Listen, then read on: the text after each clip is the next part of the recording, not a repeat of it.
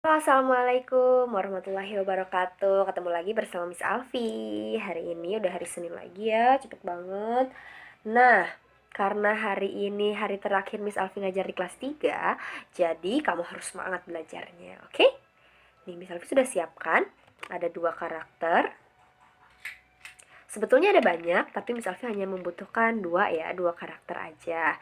Nah, pembelajaran kali ini mari kita awali dengan membaca basmalah bersama-sama. Bismillahirrahmanirrahim. Mudah-mudahan apa yang Miss Alfi sampaikan, apa yang Miss Alfi ajarkan bisa kamu ingat, bisa kamu pahami, dan bisa kamu aplikasikan di rumah. Oke, hari ini kita akan belajar mengenai sejarah komunikasi yang akan dihubungkan dengan mencari keliling suatu bangun datar. Oke, kita simak ya, Jaka. Nah, kita buka dulu halaman 91. Ayo semuanya buka halaman 91. Jika sudah, nih Miss Alfi akan menjelaskan menggunakan 2 karakter ini. Ini namanya Pororo dan ini namanya Krong. Oke, Krong dan Pororo akan melakukan komunikasi. Hai Pororo, kamu apa kabar? Hai Krong, kabarku baik. Kamu sekarang tinggal di mana? Hai Pororo, aku sekarang tinggal di Jakarta karena aku ikut orang tuaku. Orang tuaku sekarang bekerja di Jakarta. Oh, pantas saja. Aku jarang melihatmu di rumah sore hari. Iya Pororo, karena sekarang aku tinggal di Jakarta. Oke, dari percakapan mereka, kita bisa tahu bahwa kedua orang ini telah melakukan komunikasi. Komunikasi itu apa sih? Nah, komunikasi itu adalah proses menyampaikan berita. Tadi, si Krong telah menyampaikan berita atau ngasih tahu nih kepada Pororo bahwa sekarang dia tinggal di Jakarta. Artinya, komunikasi yang mereka lakukan ini dapat mengetahui atau dapat menghasilkan informasi bahwa sekarang Pororo tahu kalau Krong itu tinggalnya di Jakarta. Begitu ya. Nah, ya, tapi orang zaman dulu sebelum mengenal tulisan, mereka berkomunikasi melalui asap. Jadi, misalnya ini 2 orang ini adalah orang-orang zaman dulu ya. Pororo, ini si Krong. Nah, pada zaman dulu, saat belum mengenal tulisan, jadi orang-orangnya belum bisa menulis, mereka berkomunikasi atau mengirimkan informasi itu melalui asap. Rumah Krong ini mengirimkan asap. Nah, nanti rumah Pororo atau Pororonya itu tahu bahwa, wah, ada yang mengirimkan informasi ke rumahku. Nah, seperti itu ya.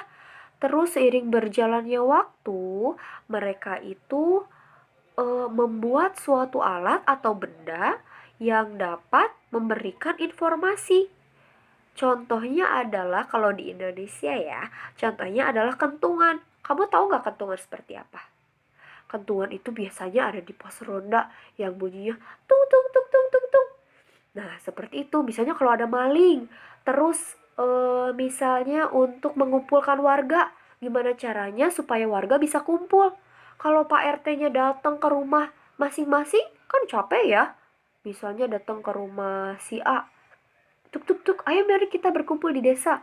Satu-satu tiap rumah dikasih tahu. Tidak mungkin karena terbatas juga ya. Nah, akhirnya mereka membuat suatu alat yang namanya kentungan. Kalau kamu belum tahu bentuk kentungan atau gambar kentungan seperti apa, Miss Alfi akan kasih tahu. Sebentar ya.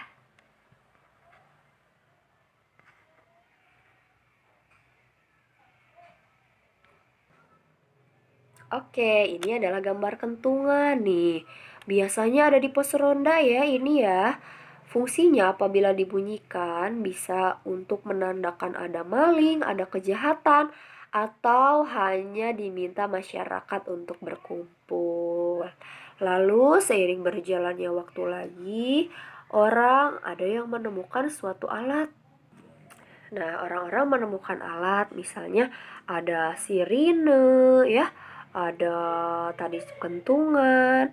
Nah, lalu orang-orang pada zaman dulu setelah mereka mengenal tulisan atau bisa menulis, mereka menuliskan informasi atau berita kepada orang lain melalui kulit kayu, melalui kulit pohon, melalui daun, melalui kain.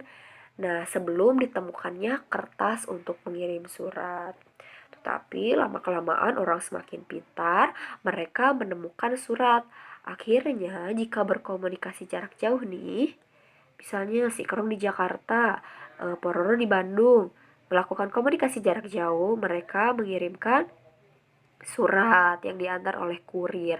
Tapi jika misalnya mereka itu masih dekat rumahnya, nah tapi ada hal-hal yang harus disampaikan. Biasanya mereka itu menitipkan surat kepada burung merpati. Jadi burung merpati yang mengantarkan surat ke rumah si Krong ya, yang diantar oleh Pororo. Seperti itu. Akhirnya zaman semakin canggih, ada seseorang yang menemukan suatu alat yang dapat mengirimkan pesan jarak jauh. Sebelum ada handphone ya. Nah, ada yang namanya telegraf yang ditemukan oleh Morse. Kamu sudah tahu belum bentuknya seperti apa? Kalau belum tahu, Miss Alfi akan tunjukkan ya. Tunggu sebentar. Nah, ini adalah gambar telegraf yang ditemukan oleh Morse. Jadi, telegraf ini bentuknya memang tidak sekecil handphone ya. Dia itu besar, tapi fungsinya bisa mengirimkan informasi jarak jauh. Begitu ya. Nih, ini namanya telegraf. Oke. Lalu, semakin zaman itu berkembang, orang-orang semakin pintar, mereka menemukan teknologi yang namanya handphone. Zaman dahulu, handphone itu belum ada internetnya, belum bisa WhatsApp, belum bisa Instagram ya. Nah, zaman dulu ada yang namanya pakai email, pakai SMS. Lalu semakin hari orang-orang semakin pintar, teknologi semakin ditingkatkan perkembangannya. Nah, handphone ini sekarang sudah canggih ya.